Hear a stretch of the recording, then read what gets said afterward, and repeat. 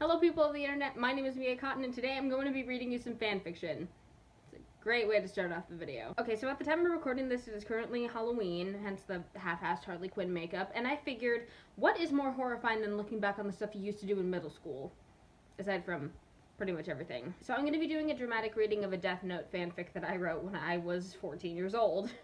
I haven't read it in a while, so I'm not entirely sure what I'm going to be going into right now. A bit of backstory, this is based on a self-insert Death Note roleplay that me and my friend did when we were in middle school, and this is actually the continuation of the actual plot where my character and her character had a bunch of kids with Light and L respectively, and this is essentially a sequel fic to the fic I never wrote. Don't write sequels before you write the first one. Don't do that, future fanfiction writers. Just don't do it. I beg of you. Oh god, it's recorded like it's a freaking... I've decided to write this like this was a book. This is fucking embarrassing. Okay. The Children of Kira by Mia Cotton. Prologue. The Shinigami Realm. A dark, desolate place populated by the gods of death. In this realm, the creatures are always looking for a source of entertainment, but can never find any to satisfy their needs. Unfortunately, none can be found. Until now, that is. When you have a story that starts off with until now, you know it's not gonna be good. Hey! I'm gonna attempt to do voices for this. This is gonna be weird. Hey! A skeleton Shinigami spoke up. Does anyone know where Ryuk is? I haven't seen him in a while. A female Shinigami covered in eyeballs replied, no one knows where that rogue is these days. He's probably getting himself into trouble again.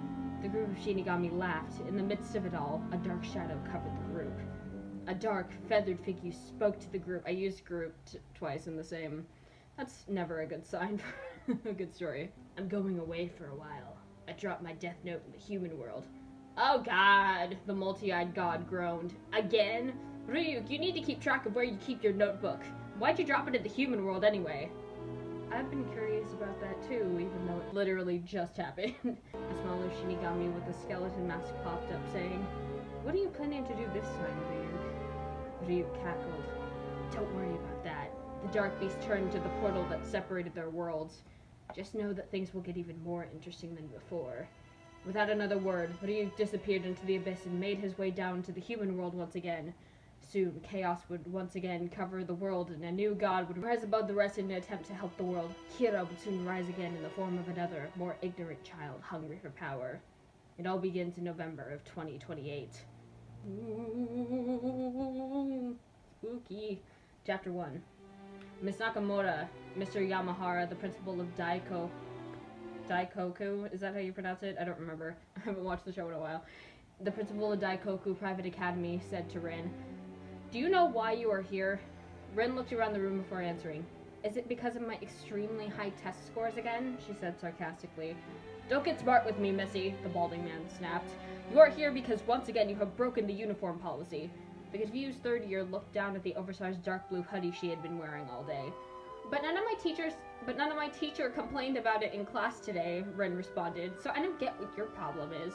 Mr. Yamahara placed his face in his hand. I wasn't talking about your sweatshirt, Miss Nakamura, he said, annoyed. I was referring to you inappropriate color hair. To you inappropriate hair color. He pointed to Rin's red-colored bangs, which were covering part of her face. Really? Rin sassed. I got called up to the office because one small part of my hair is a strange color. At this point, both Rin and Mr. Yamahara were ready to punch each other in the face. I'm ready to punch my 14-year-old self in the face. Yes, Rin, Mr. Yamahara said, pushing up his glasses. That does happen to be the case here. Rin rolled her eyes at her principal. This isn't a joke, Rin. If something like this happens again, I can't let you graduate with the other students. Whatever, Rin said, grabbing her bag. I don't need to be mixed in with those dirtbag wannabes anyway. With that, Rin left Mr. Yamahara's office without another word. Outside the building, Rin started to walk back to her house. Halfway off the school campus, she pulled the hood of her sweatshirt over her head, allowing her long brown hair to be shown out of the sides. Just as she got to the edge of the school, 3 of her classmates came up behind her. I see you got called up to the office again, Shit. Incoming textbook bully alert. This is gonna be fun. I see you got called up to the office again, Nakamura, a small brunette girl teased behind Rin. You see, I told you red bangs were out of style these days. This is how popular girls talk. Rin turned to face the girl, then replied, It's good to see you too, Sakura, Kori, Mai, May. Is that May? I think it's May. Don't get smart with us, Nakamura. May. Bleh. I can't pronounce anything. Don't get smart with us, Nakamura, May shouted. We're never happy to see you, and you know that. Rin stood there totally amazed at her stupidity.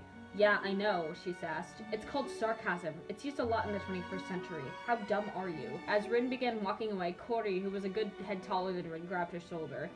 Where do you think you're going, Nakamura? Cory said. The well-built girl then punched Rin in the eye, causing her to fall to the ground. That's for calling May stupid. Cory, Sakura, and May started laughing like nobody's business. What? While the laughing continued, Rin grabbed her backpack and left the scene to go back to her house. That is, why is she punching people? It's just completely unnecessary. She's never been so humiliated in her life. If she wasn't on the borderline of being expelled, she would have taught those girls a lesson. Unfortunately, her mother had already been told about the first time that happened, and she didn't want Rin to be in trouble anymore. Why does my life suck so much? Rin thought as she walked up the steps of her porch. She quickly pulled out her phone to examine the spot where Cory punched her, noticing it was completely swollen and bruised. She arranged her hair so that it covered the spot. Well, it's better than Mom freaking out, Rin said to herself, looking at her reflection in her phone. Satisfied enough, she walked to the front door of her house.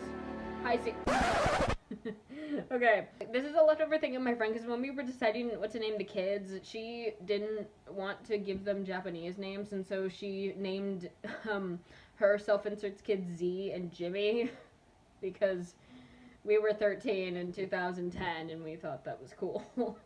Oh, Jesus H. Christ. Z, an authentic Japanese name. Hi, Z, Rin said, acknowledging one of her brothers. Oh, Z said, looking up from the reports he was examining. Hi, Rin. I didn't see you come in. You look so busy so I could see why, Rin sweetly replied. Z smiled and adjusted his glasses. I'm going out to my room. Can you let me know when Mom comes home? Sure thing, sis, Z said, going back to the reports he was reading. By the way, Rin said, stopping at the foot of the stairs. Where's Jimmy? Z nodded up toward his twin's bedroom. Rin rolled her eyes and up towards Jimmy's sticker-covered door. Of course, his door is covered in stickers. Jim's, Rin said, banging on Jimmy's door. If Chi is in there, can you tell her to get her ass in my room? Hang on a sec, Rin! She heard her friend Chidori Karizawa.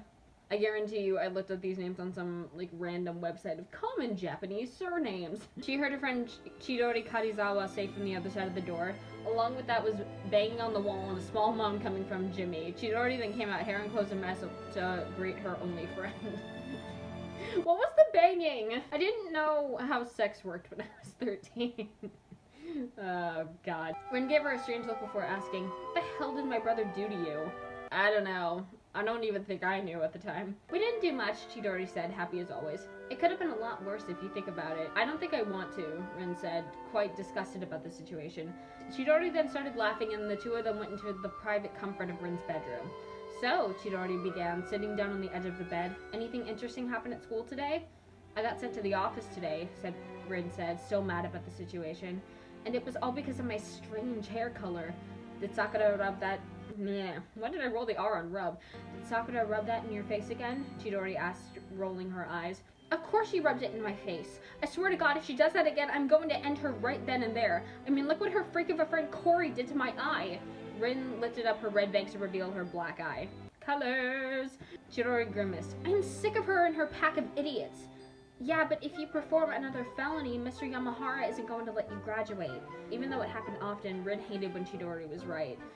If she did pick another fight with Sakura, or any of them, she would be kicked out of the school in a heartbeat. Okay, Mia from the past, why haven't they been kicked out of school when they've been beating up children? I don't understand logic. Ugh, Rin said. Ugh, there's lots of uhs in this. Ugh, Rin said, taking a place beside Chidori on her bed. And to make matters worse, that whore is dating my brother. How the hell can Z stand that girl? Beats me, but love has strange ways of playing tricks on us. That doesn't make any... That's not helping. Chidori smiled a very sugary smile. A smile which rarely cheered Rin up, even on a good day. Rin's a fucking bummer. If this is love, Rin said, walking to her second-story balcony, then this is just a sick practical joke. Someone needs to say death the work and kill me now, or just strike me in the head with something. Foreshadowing. Smack! A small problem solver fell right onto Rin's head and into her hands. It's like, but ow. Ow! Rin exclaimed. What the hell just hit me on the head? Great exposition there, right? Let me see, Chidori said, rushing onto the balcony. Chidori, brushing her short strawberry blonde hair out of her face and picked up the object that had fallen onto her best friend. That was a sentence. Looking closer, she found that it was a black notebook with the words Death Note written on the cover. Ooh. It says it's called a Death Note, Chidori said, making sure she'd read it correctly. Like a notebook of death? Rin said, grabbing the book from her friend. That is probably the weirdest thing I've seen all week. The brunette opened the book, finding instructions on the front cover. How to use it. The human whose name is written in this note shall die. Are they serious? I guess so, Chidori said, looking at her friend with confusion. Read the rest of the instructions. Okay. This note will not take effect unless the writer has the person's face in mind when writing his or her name. Therefore, people sharing the same name will not be affected. Okay, we're getting into the rules. I may fast forward this section because this is going to take a little while. Two girls looked at each other with confusion written all over their faces. That was confusion. That is kind of creepy, don't you think, Rin? Chidori asked. Rin was still looking at the book. Rin, are you even listening to me? Huh? Rin answered. Yes, I was listening. I was just thinking that it might be interesting to test the notebook out. What? Chidori said. Wait, hang on, I'm gonna do that again. What? Chidori said, shocked at her friend. You're not serious, are you? What if someone actually dies? We can't take that risk. Rin knew that it was another one of those times that Chidori was right, but she didn't care. But, Rin worriedly, though, on the off chance someone does die, wouldn't that make me a murderer? Yeah, right, there's no way that would happen. You're right, Rin said, breaking the silence. It's dumb to consider it, even if the notebook didn't work. That's good, Chidori said with a sigh of relief. Just as the room grew quiet, Chidori's cell phone rang. The small girl ran to pick it up. Hello? Chidori paused as the person on the other end spoke, or rather yelled. I'm sorry, I was over at Rin's house. Why do you need to bring Jimmy into this? He's a good guy with good intentions. Okay. You don't have to call me names, Mom. Okay, I'm coming home. Chidori slammed the door shut. Damn, what's her problem? Okay, I just remembered that Jimmy and Z are supposed to be like 5 years older than these girls, so they're in their 20s, and I think Chidori and Rin are supposed to be like 16, which is really creepy now that I think about it. Is your mom being difficult again? Rin asked, knowing the answer. What do you think? I had to go home. Tell Jimmy I left if he asks. Without another word, Chidori grabbed her backpack and left the room, leaving Rin alone with the Death Note. I didn't capitalize Death Note here. Inconsistencies. It was almost as if time was standing still. Rin didn't move a muscle at all for almost 10 minutes, even though her friend had warned her about using the book. The desire to write just one name was almost too great to resist. Then, as if taunting her, Rin's pencil case on her desk fell over, and a black pen fell right on top of the notebook. Maybe just once, Rin thought, walking over to her desk. She sat down in her chair and opened the black cover of the Death Note. Why did I stop capitalizing that? And turned to the first page. Then she stopped, thinking of her first victim. Rin then turned toward her bedroom window to see Sakura standing on her front porch. What's she doing here? Rin thought. She noticed she was talking on the phone with someone. Rin also saw that Sakura was talking to someone who wasn't Z, but she looked as if she was flirting with him. How could she tell that she was cheating on... She's talking on the phone. Jumping to conclusions a little bit, ain't you, though? She's cheating on Z? Rin said, shocked. Why, that little whore!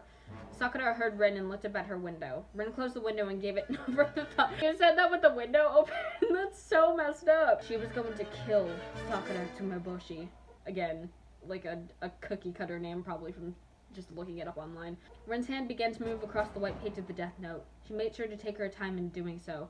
Finally finishing, she looked at the notebook and at what she'd written. Sakura Tumeboshi. Accident. Rin looked at her watch and counted 40 seconds down. She looked out of her window and noticed that Sakura was pulling a card out of her bag. Rin made out the words Mito Fujiwara on the card. She recognized the name of a boy in her homeroom. Now it was certain that Sakura was cheating. Why would she have that in her purse? And how could Rin see from that far? Rin doesn't need to be fucking Kira. She could be like Spider-Man or some shit. She's going to get what she deserves, Rin thought with a scowl.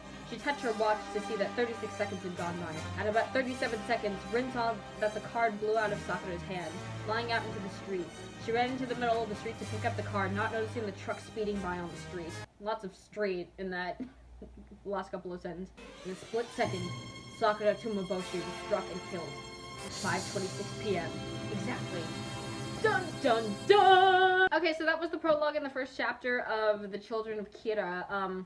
Depending on how well this is received, I may end up reading more of this if you guys want me to do another dramatic reading of this fanfic. Or any other stuff that I've written in, like, the past couple of years, or anything that I've written recently. Because I still do write fanfiction, and hopefully it's better than this. It was weird looking back on it, because I completely forgot about a lot of the stuff that I'd written in this. Oh god, I'm ashamed of myself. Yeah, but I grew. Hopefully. Alright, thank you for watching. If you like this video, please give it a thumbs up and leave a comment below. If you want to see any more of my videos, please click that subscribe button and ring the bell. I don't know why you should ring the bell, but I guess you should. And if you want to support anything else that I'm doing, please check out my Patreon page in the description below. Alright, that's it. Peace out.